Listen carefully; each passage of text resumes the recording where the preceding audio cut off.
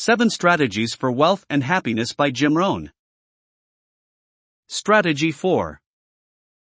Control your finances. Chapter 7. How to achieve financial freedom. Money is an emotional topic, and most of us have ambivalent feelings about it. On one hand, we want the security and comfort it can bring. On the other hand, we fear financial success will somehow corrupt our ethics. Certainly, TV and movies do their parts to characterize wealthy people as scheming and evil. When was the last time you saw a program that depicted a rich person as the good guy? In religious circles, one often hears the Bible misquoted by well-meaning people. Instead of, the love of money is the root of all evil, some people tell us that money is the root of all evil. Obviously, it is the complete quotation of the Bible which is correct. If you make money your love and you pursue affluence to the exclusion of or at the expense of other values, you have lost, not won. However, let us consider this question: if you could do better, should you? Within the time you've allocated to gainful work, shouldn't you try to accomplish the most you can? I believe the greatest satisfactions of life come to those of us who make a habit of doing the best with what we've got. In fact, doing less than our best has a way of weighing on our psyche. We humans seem to be creatures of enterprise. We're challenged by the seasons. We see the soil and the sun and the rain and the seed, and we feel them urging us to harness them. It's as if life and nature are saying, "Do you have the genius to make something unique of us? We are the raw materials. What splendid things can you create while you are here?" You and I, as creatures of enterprise, shouldn't be reluctant to go for it, for high productivity, for the full employment of our genius, for the full development of our potential in all areas of our lives, including the area of creating wealth. That is the essence of life. Sophisticated people know that it isn't the amount that matters, it's doing all that we can do with our God-given abilities that really counts. This last thought, doing all that we can with what we have, is the essence of a special book. It's called The Richest Man in Babylon, by George Clason. It's a small book which can be read in one sitting, but it covers the basics. I call it the appetizer for the full discourse on the subject of financial independence, and I recommend it to you. Our actions and acquisitions say a great deal about us. They reveal our philosophy of life, our attitude, knowledge, and thoughts, even our character. Because the outer always reflects the inner, they provide a running commentary on our ability to weigh and to perceive. There's even an adage that says, "What you do speaks so loudly, I can't hear what you're saying." There's no escaping it, everything is symptomatic of something. It's either symptomatic of something right or it's symptomatic of something wrong. That's why it's such a wise policy not to ignore symptoms. In case something in your life isn't working as it should, they act as an early warning system, proclaiming to anyone willing to listen that something must change. For example, you could take a look at your lifestyle in relation to your income. If you're spending more than you're making, you may be committing slow financial suicide. Your next toy, purchased on the installment plan, could be no less than another dose of poison served to you on a silver platter. Look at what you're doing with your present income. Are you using it in a wise manner, spending no more than 70% of your total income? Or are you living a few hundred or a few $1,000s a month above your earnings? Take a look at the symptoms before it's too late. I remember saying to Mr. Schoaf, "If I had more money, I would have a better plan." He quickly answered, "I would suggest that if you had a better plan you would have more money." This is a statement of major importance. You see, it's not the amount that counts, it's the plan that counts. It's not how much you allocate, but how you allocate it. Dividing the financial pie. When was the last time someone taught you how our economic system works? I don't mean in some theoretical textbook way, but in terms of real life, everyday economics. Has anyone ever told you the wisest way to allocate every dollar you earn? I certainly wasn't taught any of this until Mr. Schoaf patiently took me by the hand and explained it to me. Real-life economics must be one of the most glaring omissions in our educational system. I say this because in my travels to lecture throughout the world, I constantly run into otherwise well-educated people, doctors, lawyers, top corporate personnel, even entrepreneurs, who haven't the vaguest notion as to how to manage their finances. These otherwise sophisticated people may be able to read complex annual reports, but they don't seem to understand everyday economics, the economics of becoming financially independent on a steady, ongoing, ever-predictable basis. As a result of their ignorance, they do not teach this basic economics to their children. And so, generation after generation remains ignorant of the miracle that is the free enterprise system. Indulge me, then, as I take time to review how money is to be allocated for the creation of wealth. Taxes. I realize that the topic of taxes may seem like a strange place to begin the discussion of creating wealth. And yet throughout our lives, whether young or old, we must learn the necessity of paying taxes. And as soon as they have any money at all, our children, too, must learn that when they spend money, they immediately become consumers. And all consumers of goods and services, no matter how young, must pay taxes. If a child is only 6 years old when he first goes to the store to buy something that costs $1, the proprietor will ask him for an additional 6 cents. The child may look at the price tag and ask the proprietor what the 6 cents is for. This is the time to offer a full explanation. If he's going to take 6 cents from the child, shouldn't the merchant tell him where it goes? After all, it's his 6 cents. The child might ask the proprietor who keeps it.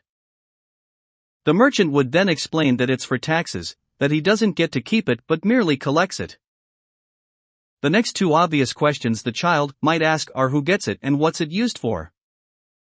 And with these questions come very important answers. The child should be told that because we have all agreed to live together, we call ourselves a society.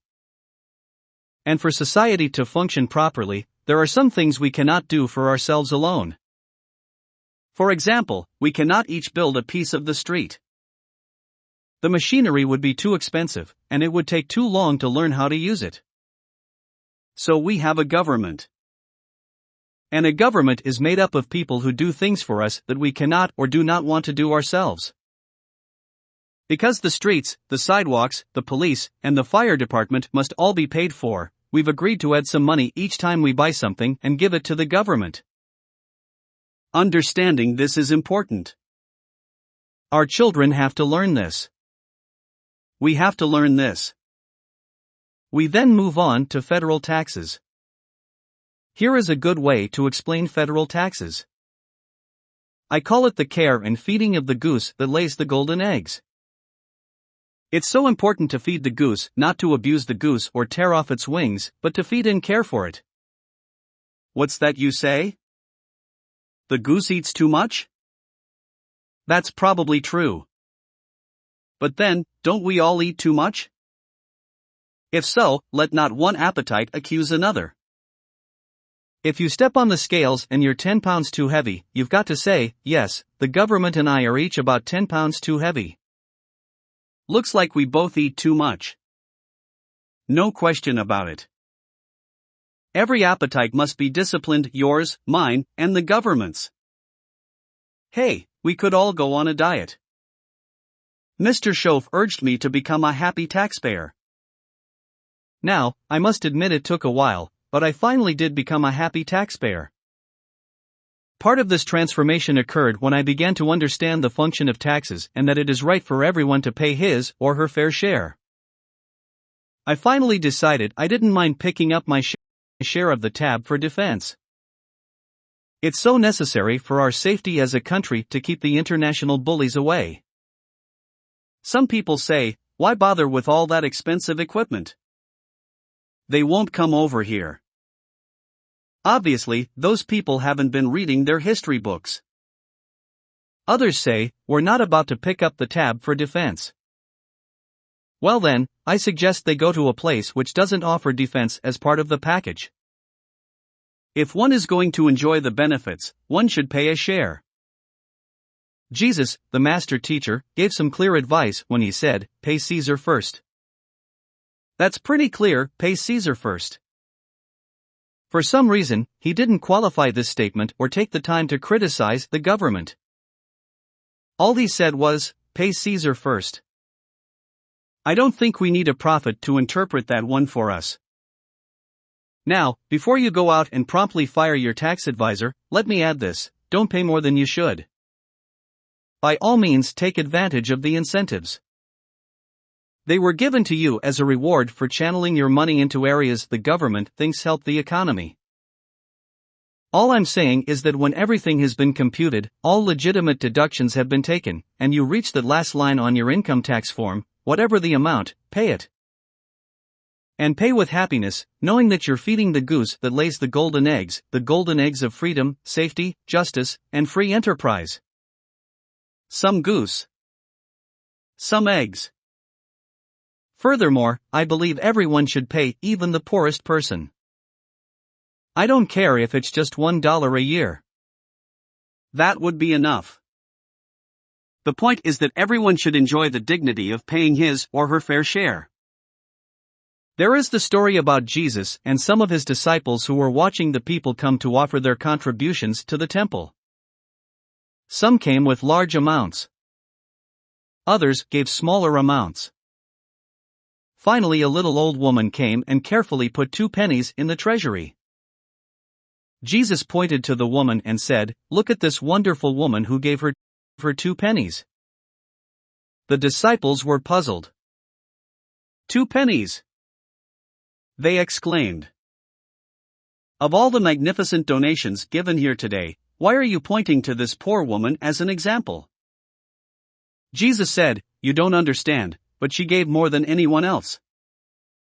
They said, 2 pennies, more than anyone else? Explain that to us, Rabbi. He said, yes, for her the 2 pennies represented all she had. How remarkable. But let's examine this story further. Sometimes what is not told has a more profound lesson than what is told. Consider what Jesus did not do. He did not take the 2 pennies out of the treasury and return them to the old lady, saying, "Here, old woman, we have observed that you are so poor and so pitiful that we are going to give you back your 2 pennies. What an insult that would have been! She would surely have said, "What's the matter, aren't my 2 pennies good enough? They represent a considerable portion of what I own. Would you take away my dignity?" Of course, this scene did not occur. And therein lies the most profound lesson. The 70/30ths rule. After you pay your fair share of taxes, you must learn to live on 70% of your after-tax income. This is important because of the way you'll allocate your remaining 30%. The 70% you will spend on necessities and luxuries. The 30%? Let's allocate it in the following ways. Charity. Of the 30% not spent, 1/3 should go to charity.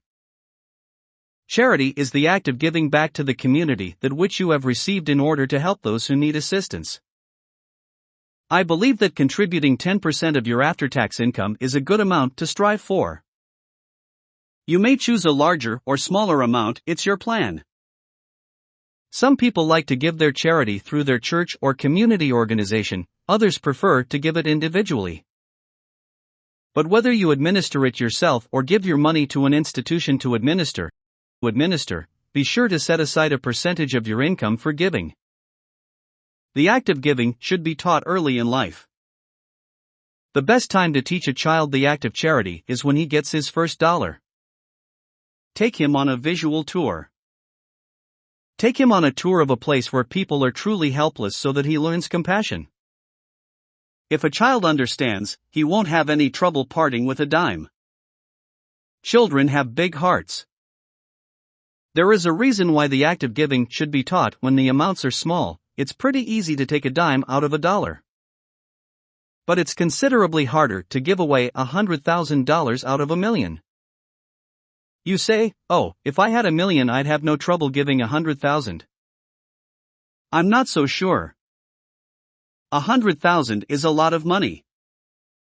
We'd better start you early so you'll develop the habit before the big money comes your way. Capital investment. With your next 10% of your after-tax income, you're going to create wealth. This is money you'll use to buy, fix, manufacture, or sell. The key is to engage in commerce, even if only on a part-time basis. I believe that everyone in this country should engage in some form of capitalism. Here, we believe that capital belongs in the hands of the people. Communism, on the other hand, teaches that capital belongs in the hands of the state. This makes for a great contrast. Communism has little trust in the ability of the individual to make wise decisions. Instead, those in power want to keep everything centralized, in the hands of the government. In our country, as in all other countries with free enterprise, we believe that the genius resides with the populace. It's the individual, not the state, who will come up with innovations for goods and services. The pursuit of profit is a powerful incentive to create a life of abundance for everyone. So how do you go about creating wealth with the 10% of your income you set aside for that purpose? There are lots of ways. Let your imagination roam. Take a close look at those skills you developed at work or through your hobbies. You may be able to convert these into a profitable enterprise. In addition, you can also learn to buy a product at wholesale and sell it for retail. Or you can purchase a piece of property and improve it. And if you're fortunate enough to work at a place where you're rewarded for additional productivity, you can work for more income and use this income to invest in an ownership position through the purchase of stocks. Use this 10% to purchase your equipment, products, or equity and get started. There is no telling what genius lies sleeping inside you waiting to be awakened by the spark of opportunity. Here is an exciting thought. Why not work full-time on your job and part-time on your fortune? Why not, indeed? And what a feeling you'll have when you can honestly say, I'm working to become wealthy. I'm not just working to pay my bills. When you have a wealth plan, you'll be so motivated that you'll have a hard time going to bed at night. Savings. The last 10% should be allotted to savings. I consider this to be one of the most exciting parts of your wealth plan because it can offer you peace of mind by preparing you for the winters of life. And through the magic of compounding, greatly aided by the new tax-free retirement programs available to every working person in this country, you can accumulate a princely sum over the years. Economics 101, A Child's View. The best time to teach capitalism is when a child discovers that he can make some extra money by making himself useful. But beyond giving them an allowance, you can show your kids how to enter the realm of true enterprise. For example, kids ought to have 2 bicycles, one to ride and one to rent. This way they can begin to understand the world of commerce. It really doesn't take much to be in business, it doesn't take $1 million. And what's exciting is that a child can learn the basic business principles of running a General Motors by operating a successful bicycle rental business. Here's another idea. Show children how to buy a bottle of soap for $2 and sell it for $3 right in the neighborhood. It's capitalism in action: profits, products, and services brought to the marketplace. It's the stuff of which fortunes are made. And teach your child the advantage of being a child. Tell him that some people will buy from him just because he's a kid. Johnny goes a few doors down from your home and knocks on Mrs. Jones' door. Mrs. Jones answers. Johnny says, "Mrs. Jones, I have this bottle of soap. It's the best there is. My mother uses it, and lots of people I know wouldn't use anything else. You should really have some. It only costs $3, and since I'm your neighbor, I can take care of you. And besides, I'm just a kid." There, isn't that simple? Here is a small example of commerce in action, capitalism at its most basic level. Mrs. Jones says, "Johnny, I appreciate your coming by. I think your product is good, but really, to be honest with you, I have lots of soap. Let me come in and check, says Johnny, charging forward. Kids know how to overcome objections. They don't stand on ceremony. Mrs. Jones, knowing that her objections are useless, says, "Okay, I'll be a customer." Johnny rushes home excited. He says, "I've got $3 to spend." If you spend all $3, you remind him, you'll be out of business. Oh, sighs Johnny, a bit disappointed. I see what you mean. You go on to explain, first, you must set aside $2 to invest in another bottle of soap. You must not spend your capital. Capital must be carefully preserved. What would you think of a farmer who ate his seed corn? Dumb farmer, right? So capital, which is known as seed money, must be defended. It's your only chance for another harvest. Johnny can't argue with your explanation, so after considering the matter, he says, "Okay, I'll set aside the $2 so I can stay in business and continue to make a $1 profit." But I do get to spend the dollar profit, don't I? Now comes your opportunity to show Johnny the difference between staying poor and becoming rich. You explain, if you spend all your profit, you'll wind up broke and unhappy. Johnny doesn't understand. So you take him to the poorest neighborhood in town and you ask him, "Do you want to live like this?" No, all right then. You can't spend the whole dollar. Then what do I do with it? First, you must pay your taxes. And for kids this is easy. They pay when they spend unless they start making serious money, in which case you must teach them about federal taxes. Remember the goose and its eggs? Next, you remind Johnny of the need for charity. Johnny remembers. Oh yes, here is 10 cents for those who cannot help themselves. Now can I spend the rest? No, you reply. You'll still wind up broke and just a little less unhappy. Okay, what now? Johnny is becoming impatient.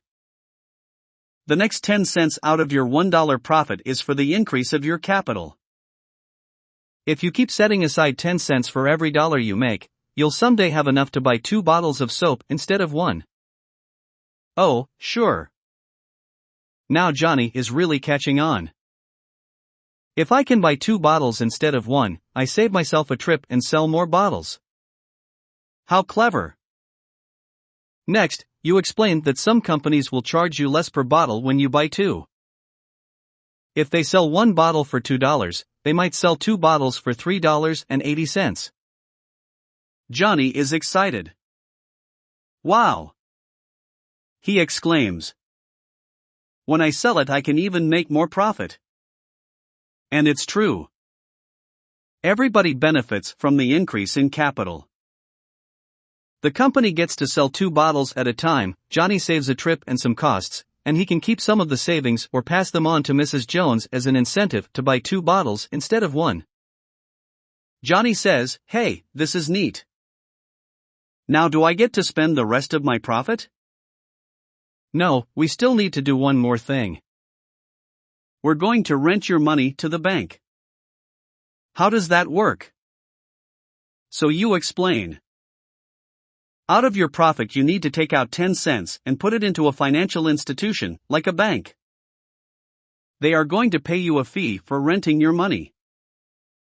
They call it interest. Why would a bank want to do this? Because some projects, like building a tall building or a factory, take more capital than any individual has. So we have a system where all of us can invest our money in a bank so that the bank has enough money to lend for big projects. This helps create more jobs, and that helps everyone. In the meantime, the bank will pay you for the use of your money. What kind of interest do they pay kids? The same as they pay adults. Johnny has a hard time believing this. You mean I get the interest of an adult when I'm only a kid? He asks incredulously. That's right. Your money can grow as quickly as anyone else's. Can I get my money back? Sure, and you'll always get more than you put in. Hey, that's pretty good. Now can I spend what's left? Yes, Johnny, let's go out and have some ice cream. I bet you probably knew all of this. But when I met Mr. Schoaf at age 25, I was just as naive as Johnny.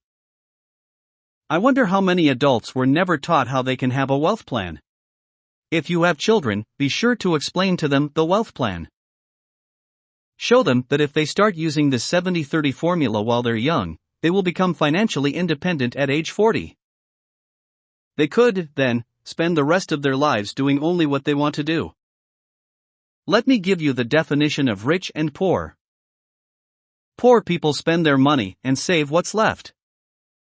Rich people save their money and spend what's left. It's the same amount of money, just a different philosophy. 20 years ago, two people each earned $1,000 a month and they each earned the same increases over the years. One had the philosophy of spending money and saving what's left, the other had the philosophy of saving first and spending what's left. Today, if you knew them both, you'd call one poor and the other wealthy. But saving, like any form of discipline, has a subtle effect. At the end of a day, a week, or a month, the results are hardly noticeable. But let 5 years lapse, and the differences become pronounced. At the end of 10 years, the differences are dramatic. Here's a great philosophy that we can learn from a lowly member of the animal kingdom. It's called the ant philosophy. You know the ants. There's a biblical phrase that urges everyone, especially lazy people, to study ants. Ants are unique for two reasons. First, an ant will never quit. If it's headed somewhere and you put an obstacle in its way, it will either try to climb over it or go under or around it. If you remove the obstacle, away it goes. And if you put another obstacle in its way, the ant will look for a way over, under, or around. How long will an ant keep trying? Until it dies. An ant will never quit. What a lesson! The second reason ants are unique? Guess what ants planned for all summer? That's right, winter. And how much will an ant gather in the summer to prepare for winter? All it can. How intelligent! Do you remember the fable about the grasshopper? He laughed at the ant for storing grain all summer, while he kept leaping about the high grass without a care about the future. When the harsh winter came, he starved to death while the ant had plenty. Rich or poor, the difference is not so much in how much you make as it is in how you use what you make. The choice is yours. Mid-course corrections. What do you think of when you think of old people? Do you see people who are somewhat helpless and who live on limited resources? Indeed, this is the predominant condition of the majority of those who fall into the group known as senior citizens. Wouldn't it be wonderful if we could change that image? I've come up with a new definition of what grandparents ought to be. The major role of grandparents should be to teach their grandchildren how to be wealthy, cultured, and happy just like us. Grandparents should not have to say, "I've worked all my life and now I need help." They should be able to say, "I've worked all my life, now I can help." If you are not financially independent by age 40 or 50, it doesn't mean that you live in the wrong country. It doesn't mean that you live in the wrong community. Nor does it mean that you live in the wrong time or that you're the wrong person. It simply means that you have the wrong plan.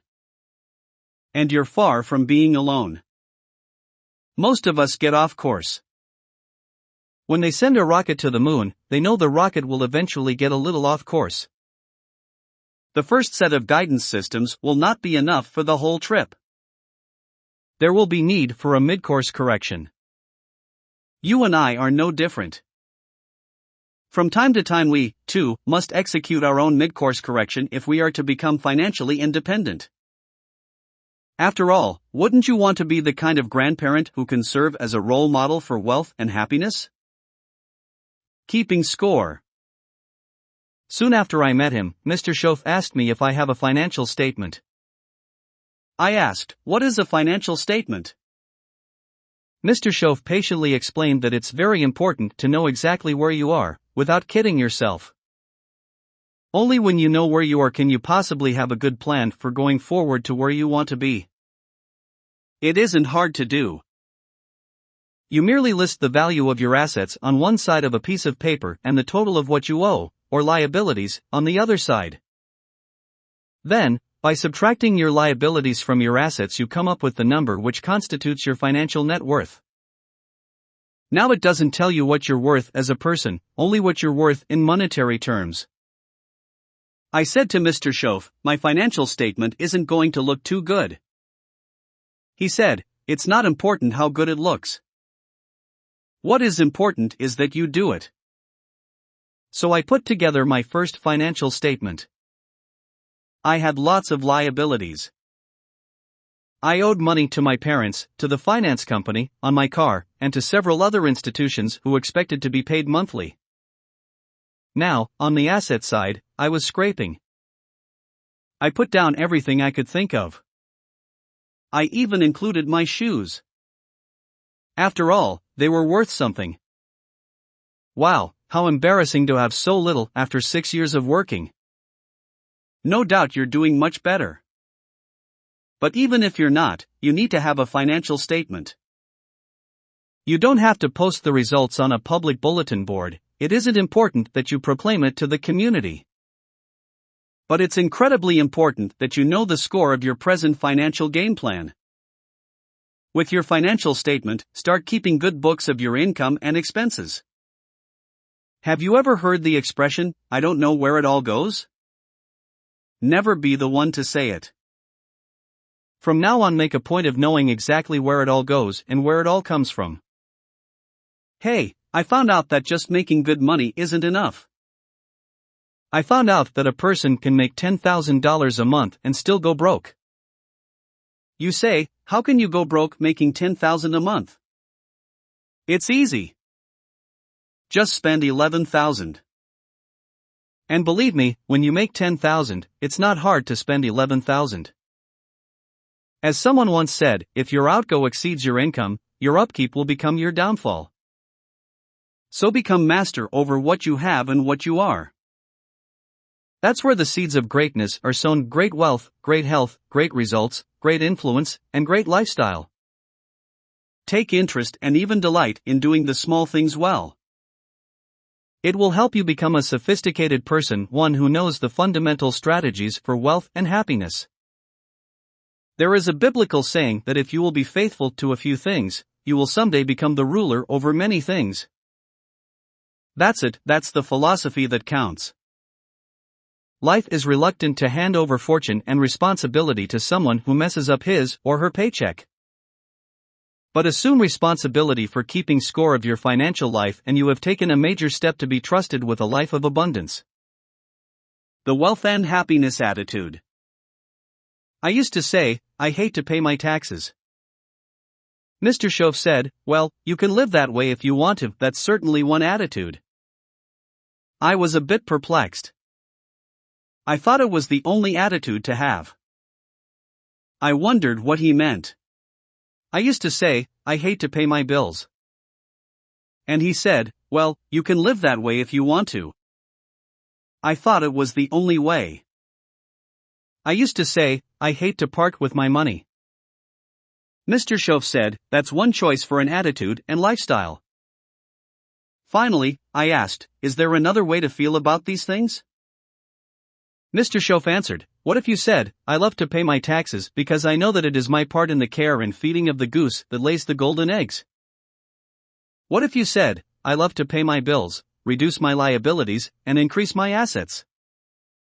What if you said, I love to part with my money and put it into circulation where it can help build a dynamic economy? Wouldn't it be a better way if you learned to love to rather than hate to? What an incredible way to look at life. And although it took me a while to learn to say, truthfully, I love to, the change in my life from hating to loving made a tremendous difference. Mr. Schoaf even taught me to pay my car payments with enthusiasm.